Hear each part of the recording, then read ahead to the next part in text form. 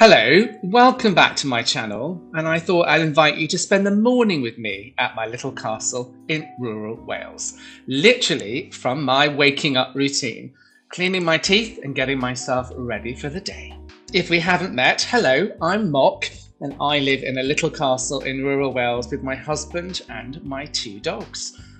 You can see here, I'm going into my bedroom and there is Chaucer peeking away in the background. Now, one of the things that I am really focused on is aging well. But before I get into that, let's say hello to Chaucer. He's a schnoodle. He's an Essex boy, and I got him about 6 years ago. He was a Christmas present from my husband. Now, it was planned. A dog is for life, not just for Christmas. And I have to say, he is my absolute constant companion. Back to fitness. Now, I turned 56 last summer, and I am really focused on aging well. So I've recently taken up Reformer Pilates. I'm just about to start a training course on how to become a Pilates instructor. But it all started a couple of years ago with what I called old man stretching. Just a few stretches and some deep breaths every morning to make sure that I started to move my body. And over the last couple of years, that's got more focus into going to the gym and then Reformer Pilates. And part of aging well for me is also looking after my skin. Here I am cleansing, adding some gorgeous vitamin C that brightens the skin. Some hyaluronic acid to give me intense hydration. Maybe I should be a TikToker talking about skincare. Oh, this, amazing. This is my very deep moisturizer.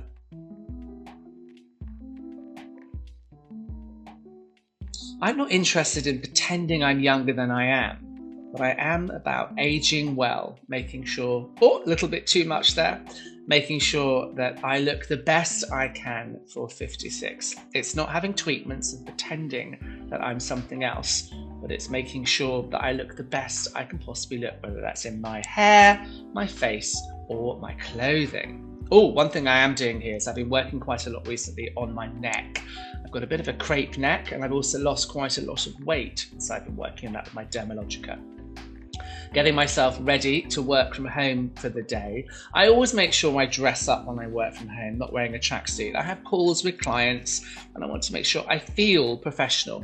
I'm not dressing the same as if I go into an office. I wouldn't necessarily wear a bright pink jumper in an office or these gorgeous Rumpelstiltskin socks, but come on, Chaucer. Oh, good boy.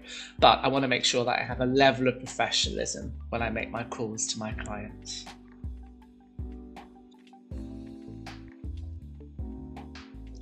And the last thing I do is look after my hair. So this isn't actually my hair. Those of you who follow me on Instagram will know that a couple of months ago, I had a hair system put on. I'm actually bald as a coot, and I think you're about to have a little look. There you go. So lots of people don't know that I've had a hair system, and some people call out that they know I have a hair system and can be quite cruel. I don't really care.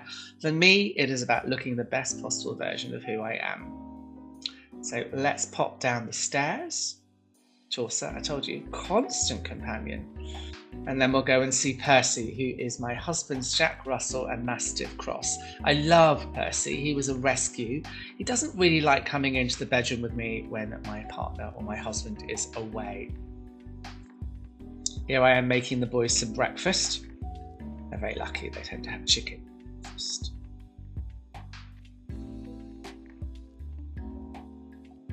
And once I put their breakfast in the air fryer, ooh, yummy, yummy, yummy, I focus on my own health and aging well as well. I've recently started taking kefir. I have ulcerative colitis, and this really helps to just balance me out.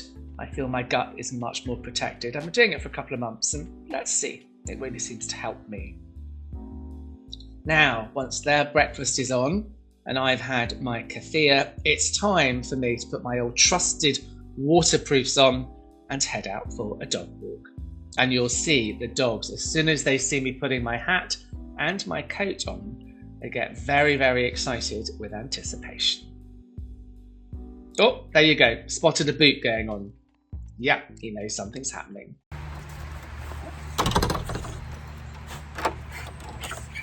Right, let us go on a dog walk.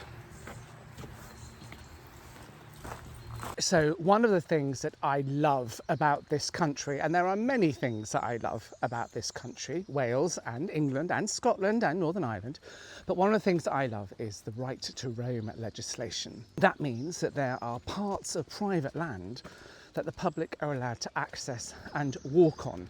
And it means that in the countryside you have a much larger space in which to walk your dogs. And so I am going over to Llanfihangel Court, which is a Jacobean stately home, just over the paddock from where we are. In fact, we were part of that at one point, and I'm going to take the dogs for a walk in their orchard.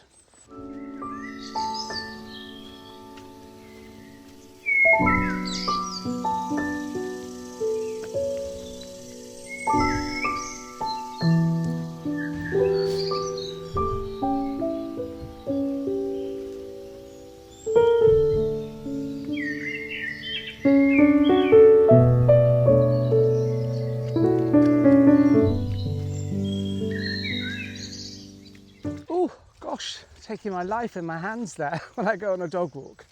It's always a bit slippy there. I want to show you the squelching as we go down into the orchard. This part of Wales is very wet. I'm based in South Wales, and whilst it is absolutely beautiful, and I wouldn't want to live anywhere else, it can get very wet. Now, some of the houses around our village have actually been flooded, but I'm quite lucky because we're on a raised part. We're built into an orchard and the little castle is slightly raised up and has a very good soakaway. We don't get any flooding. However, if you have an old house, you will understand water may not come in through the floods, but it might come in through the roof. And I'm definitely going to give you a tour of the turret later on and show you the water that's coming in through the roof. I know it's going to get fixed, and I think my house is over 500 years old. One leak isn't that bad. Anyway, for now, let's forget about house chores and let's go on a lovely dog walk.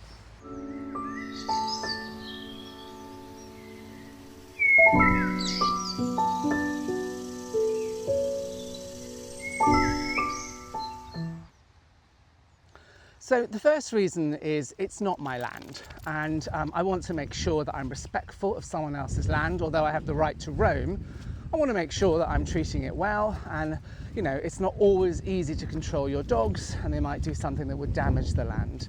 Secondly, there are lots of rabbits in those woods, and they sometimes come darting across this field, and I want to make sure that my boys, especially the Jack Russell, doesn't go flying off after a rabbit and I lose him. I don't know about you, but I find it quite stressful when someone comes up to me with a dog that's not on a lead. My dogs can sometimes get a little bit kind of over anxious because of that. And you don't really know how someone else's dog is going to react to yours. So I always think it's nice to keep your dog on a lead when you're out in public. If it's your own garden, and like me, I've got 2 acres, I don't put my dogs on a lead in my own garden. I think that's absolutely fine. But one of the reasons we have right to roam is because we all respect the grounds that we're in. I definitely feel like a bit of an explorer here. I am taking what I believe to be the road less travelled, but I think if I go through here, there is a way out. No, I think I've come to a dead end. So I'm going to have to go back on myself this morning rather than go the long route round. But anyway, it was very nice to take you on my walk and my adventure. A little bit of exploring this morning. Thanks for joining me and getting ready with me for my day and my dog walk. I'm now going to go back to the little castle and give the boys their chicken breakfast. But for now, wherever you are and whoever you love, thank you for coming on my walk this morning. See you soon. Bye-bye. Take care.